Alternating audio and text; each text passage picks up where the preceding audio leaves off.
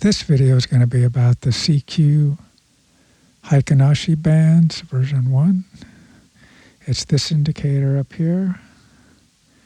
This indicator down here is the DATR volume. It's a confirmation indicator that's designed around the Heiken Ashi high and low.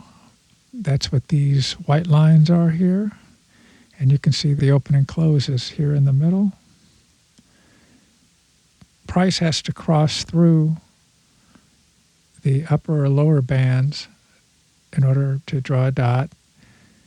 And the no trade distance is measured from this moving average down to the close. And if it's above the maximum ATR setting that you have set in the indicator, it will either draw a red dot or an orange or blue dot. For example, this right here, this is a 2. It's a red dot 2, meaning we'll have to go look here that the histo trend change max count, which is 3, that's what caused this red dot. There's 5 ways the red dot could be drawn. And it drove me crazy I kept changing the wrong thing and I'd mess up my settings. So I went to this method to try and make it a little more understandable. This is the indicator. There is a lot of parameters. You can change the Heiken Ashi type of moving average, for example, here. You have these various ones. So that's what these are. This is for the moving average parameters. This is for the Heiken Ashi itself. And then this is for the Heiken Ashi smooth, which it's really Heiken Ashi bands that are smooth. The Heiken Ashi isn't smooth. The rest of these are just for cosmetic and how it looks. With the parameters, you can, for example, you can show or hide the histogram if you didn't want to see it. For an expert advisor, the histogram, when it's orange, it will output a -1. When it's blue, it will output a 1. So if you want to use it for an exit indicator, for example. And then the dots will also be output with a -1 being a dot down, and a +1 is the blue dot going up. A +2 or -2 is a red dot being drawn, any one of the 5 causes of the red dot. Here's where you set the period. It has an adaptive period, which you can disable if you want. Then there are 3 modes. This one we're using both the high and low bands and the Heiken Ashi histogram. This Heiken Ashi band's minimum distance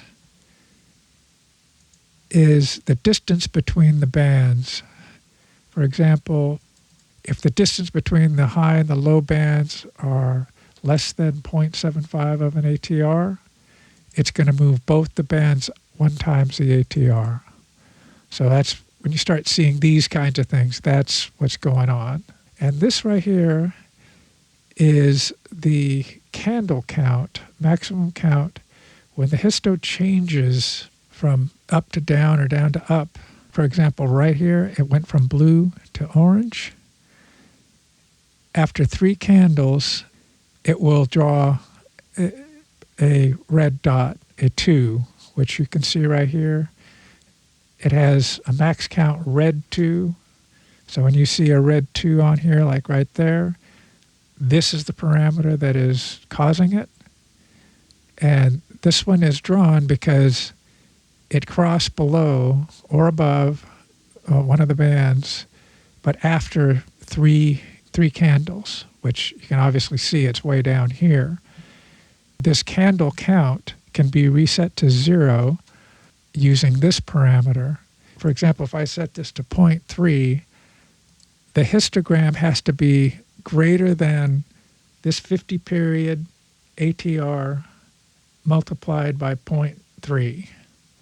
And if it is, it will reset to 0. So it's up in here somewhere, probably, one of these is greater than zero point 0.3 of an ATR. So it reset it to 0. So this is why this one's being drawn. If you don't want to use it, or you just want to use the candle count, just set this parameter to bypass. It will draw a red dot though, as I just showed you. The minimum ATR is, well, here I'll do this. That measures from the baseline out. Right now it's set to 1. So you can see that if the upper or lower falls below 1 times the ATR, it keeps it at 1 times the ATR. Back to 0. Next is the Heiken-Ashi histo height. This only works in the Heiken-Ashi histogram mode. And I'm just going to load a preset here. So you can see right now what it's using is it's using the histogram, the width of the histogram. If this height here, this height between the upper and lower, the open and close, the histogram has to be above this particular height. And for example, if I put it to 1, it'll definitely take out a bunch. So you really are only getting stronger moves, for example. So that's what that setting does. Again, it only works in the Heiken-Ashi histogram mode. I'll go back to the other mode. The next setting is where you can actually smooth the bands. I debated whether or not to actually leave this in. But for example, you still have a bunch of moving averages. If you have this setting, which is the one on the top, it will use whatever you have here. And then if it's set to 1, it bypasses it. So right now it's not being used. And if I, say, put this to 5, it's going to use the ALMA. And it just smoothed it a little bit. If you put this to, say, 25, see, the things that I'm trying to avoid are things like this, these dots here, where you get in at the wrong point. But for now, we'll leave this disabled. And then you can show or hide the moving average. And then right now, these are the types of moving averages. You do, see, here's the LC. I put them all down here.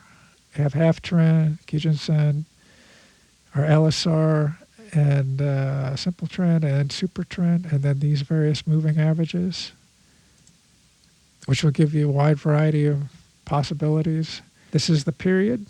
If you leave this, put this to 1, it will use the same period as up here. And this also has a setting where if you go up here, you can use the Heiken-Ashi, whatever one you're using for the Heiken-Ashi, which that's not too bad. I'm going to set it back to this. This is the close price for the moving average. This is where you're going to measure this trade entry maximum part, which, for example, right now, if price is above 1.25 of the 14-period ATR, it draws a red dot.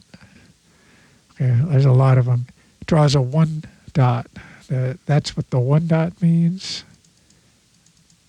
So, and you can see that right here, red 1. So we'll put this 1.25 or 1.5. Again, I'm using the hour to demonstrate this. And then this is the maximum candle height, 14 period set to 3. So if the candle is over that, it will draw a red 4. Here, we'll make it, I'll make this 0.5 so you can see what that does. So that's a red 4. That means the candle is greater than whatever ATR amount you have set here. And then this, you can change the moving average type for the ATR calculation. And you can also use the close to close. And this is the close to close multiplier, 1.95. It's not scientific. It just did it by just looking at it, is roughly equivalent to just having the ATR, normal ATR. Normal ATR uses the SMA, but you can either slow it down or speed it up depending on what you want to do. And then I also added this longer term, which is using an ATR of 200. And here I'll put this, if it's less than 2 times the ATR 200, it's going to draw a different dot. Oh, here, okay. It should be a 5, which that's what these are. I also have a no parameters version of this. It's right here. And all it has currently is the default setting. And like if I load it, it looks like I didn't load it because it's set to the same. I'll turn this one off. And that is this one right here.